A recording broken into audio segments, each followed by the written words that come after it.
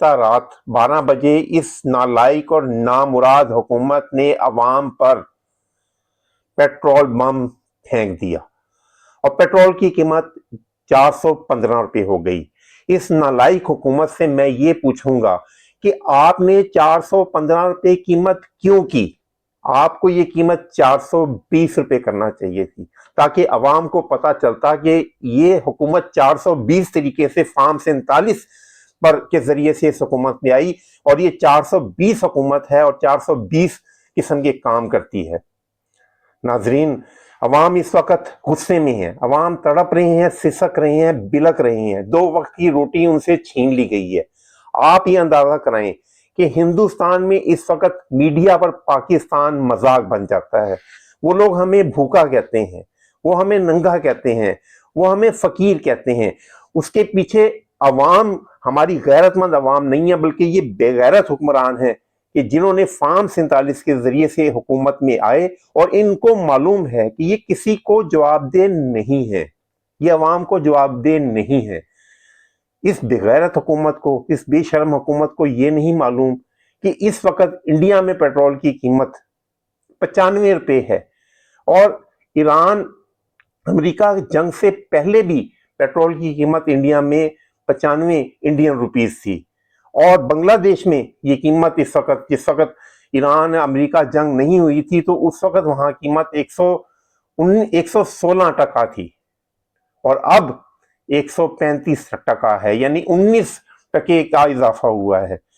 ناظرین، آپ یہ دیکھیں کہ وہ بنگلہ دیش، وہ سنہرے ریشوں کی سرزمین جو ہم سے 1971 میں علیحدہ ہوئے تھے، اور ان کی کرنسی ٹکا، اس کے بارے میں ہم یہ کہتے تھے کہ تیری تو ٹکے کی اوقات نہیں ہے، کہ تیری اوقات کیا ہے، ٹکے سے بڑھ کر تو تیری اوقات نہیں ہے۔ اور اس وقت بنگلہ دیش کا ٹکا ہم سے زیادہ مضبوط ہے۔ ناظرین، آپ پورے خطے میں کہیں بھی دیکھ لیں، کہیں پیٹرول کی قیمت نہیں بڑھی، لیکن اس حکومت نے پاکستان کو IMF کے سامنے گروی رکھ دیا ہے۔ عمران خان کا کیا قصور تھا؟ عمران خان کے دور میں پیٹرول کی قیمت 150 تھی، اس وقت جنرل باجوہ کی پشت کے اوپر سوار ہو کر یہ لوگ آئے، اور عمران کو نکال باہر کرنے کی وجہ یہی تھی کہ اس وقت مہنگائی بڑھ رہی ہے۔ جگہ جگہ ایک ہی شور مچایا جاتا تھا کہ عمران کے دور میں مہنگائی بڑھ رہی ہے۔ ارے کم بختو، تم نے کیا کیا؟ تم نے تو بیڑا غرق کر دیا، تم نے اس ملک کی لٹیا ہی ڈبو دی ہے۔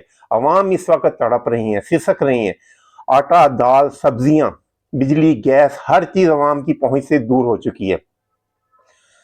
وہ گوشت جو تمہارے آنے سے پہلے 1600 روپے کلو تھا، اب 3000 روپے کلو بک رہا ہے۔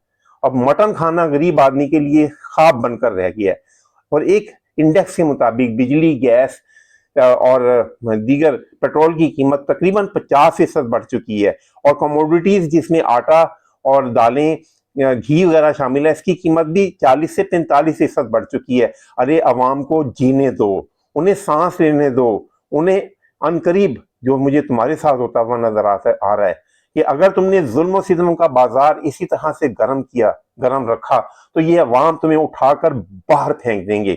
تم سوچنے والی بات یہ ہے کہ تم لوگ کیوں عوامی بہبود کے کام نہیں کرتے؟ اس کی وجہ فارم 47 ہے۔ تمہیں معلوم ہے کہ تمہیں عوام کے ووٹوں کی ضرورت ہی نہیں ہے، تمہیں نہیں ضرورت عوام کے ووٹوں کی، تم نے پھر کسی کی پشت پر سوار ہو کر آ جانا ہے۔ فارم 45 لو، راتوں رات اس 47 کے اندر گڑبڑ کرو اور صبح کو جیت جاؤ، پھر عوام کی کون سی حیثیت رہے گی؟ لیکن تمہیں یہ سوچنا چاہیے کہ تم فرانس کے انقلاب کو ضرور دیکھو کہ جب فرانس کی ملکہ نے لوگوں پر 2 وقت کی روٹی تنگ کر کے، 2 وقت کی روٹی لوگوں سے چھین کر ان پر عرصہ حیات تنگ کیا، اور وہ اپنے محل میں شراب و شباب کے نشے میں دھت تھی، اس وقت عوام جس وقت نکلے ہیں تو اس کے محل کی طرف بڑھتے ہوئے انہوں نے ہر چیز کو تہس نہس کر دیا۔ اور جب وہ اس کے محل کی طرف آ رہے تھے تو وزیر اعظم نے جا کر اسے کہا کہ ملکہ سلامت، لوگ آپ کے محل کی طرف آ رہے ہیں اور وہ آپ کے محل کو برباد کر دیں گے۔ تو ملکہ نے بڑے ہی معصوم سے لہجے میں کہا کہ یہ لوگ چاہتے کیا ہیں؟ تو وزیر اعظم کہنے لگا یہ کہتے ہیں کہ ہمیں روٹی نہیں ملتی۔ تو ملکہ نے انگور اپنے منہ میں ڈالتے ہوئے کہا، اور اس کا وہ فقرہ ایک تاریخی فقرہ ہے کہ اگر انہیں روٹی نہیں ملتی، جی انہیں روٹی نہیں ملتی، اگر انہیں روٹی نہیں ملتی تو انہیں کہو کہ کیک کھائیں۔ پھر اس ملکہ کے ساتھ کیا ہوا کہ عوام نے اسے عبرت کا نشان بنا دیا اور فرانس کے کوچہ و بازار کو روند کر رکھ دیا، ان کے ایوان کو تہس نہس کر دیا۔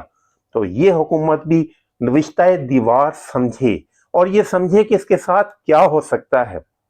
یہ سمجھتے ہیں کہ یہ اسی طرح سے برقرار رہے گا، یہ کہتے ہیں کہ ہم تو پیٹرول 500 روپے کر دیں گے تو ہمیں کون پوچھنے والا ہے، اور حقیقت انہوں نے 500 روپے کر دیا ہے۔ لیکن یہ عوام کو کب تک دیوار کے پیچھے لگائیں گے؟ دیوار کے پیچھے کچھ نہیں ہوتا۔ جب آپ کسی کو دیوار کے پیچھے لگا دیتے ہیں تو وہ آپ کا منہ نوچ لیتا ہے۔ تو ان قریب جو مجھے محسوس ہو رہا ہے، خدارا میں اللہ سے دعا کرتا ہوں، یا اللہ اگر یہ حکومت ہمارے کسی گناہ کا نتیجہ ہے، یا اللہ اس حکومت سے نجات دلا، اور ہمارے بڑوں کو، ہماری اپر اسٹیبلشمنٹ کو یہ توفیق دے کہ ان لوگوں کو دفان کریں، انہیں جو ہے وہ دھکا دے کر نکالیں اور کوئی قومی حکومت ہی بنا دیں۔ کچھ تو اس ملک کے عوام کو ریلیف ملنا چاہیے۔ پیٹرول ایک ایسی چیز ہے ناظرین کہ جس پر ہر چیز کا دور و مدار ہے۔ پیٹرول پر ایک غریب آدمی نے موٹر سائیکل پر جانا ہوتا ہے، پیٹرول گاڑیوں میں بھی ڈلتا ہے، پیٹرول کی وجہ سے آپ کی سبزیاں مہنگی ہوتی ہیں، پیٹرول کی وجہ سے گوشت مہنگا ہوتا ہے۔ تو پہلے اس حکومت نے لوگوں سے سولر چھینا، جب لوگوں نے سولر لگا دیا تو انہوں نے اس پر ٹیکس لگا دیا۔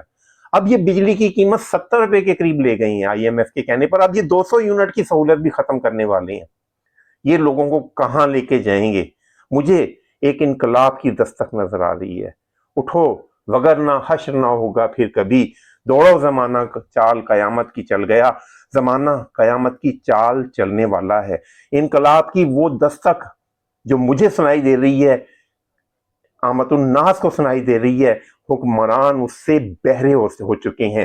یہ اس قدر وی آئی پی کلچر کے عادی ہو گئے ہیں کہ 20 ارب ڈالر سالانہ اشرافیہ کے عللوں تللوں پہ خرچ ہو جاتا ہے، اور اس ملک کا کل قرضہ 120-25 ارب ڈالر ہے۔